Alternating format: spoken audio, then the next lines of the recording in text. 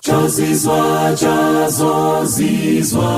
zonse chikuchitikabe kuti munthu wochimwitsitsa angatembenuke nasiya njira zoyipazo nansata Yesuyo nasiya kuyenda ndi dziko nayenda ndi Mulungu.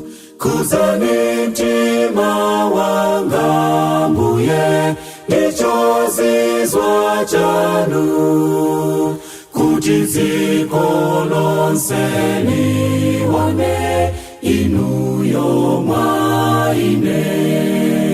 Monga munamkuza Saulo kumpanga Paulo ndikuzenso lelo Ambuye ndichozizwa chanu.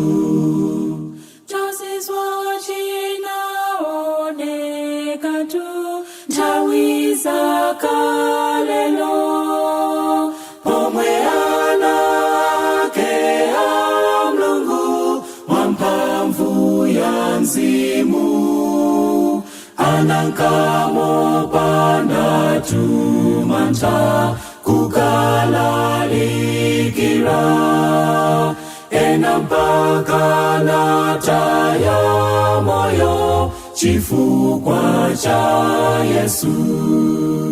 Kuzani mtima wanga Mbuye ndichozizwa chanu kuti dziko lonse lione inuyo mwa ine. Monga munamkuza Saulo kumpanga Paulo ndikuzenso lelo Ambuye ndichozizwa chanu.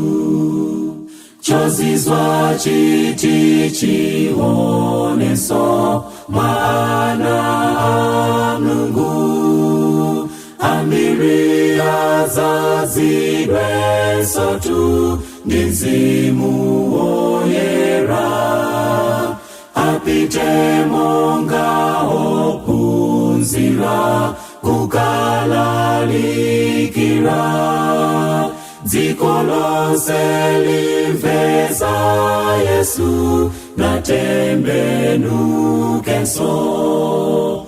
Kuzani mtima wanga Mbuye ndichozizwa chanu kuti dziko lonse lione inuyo mwa ine.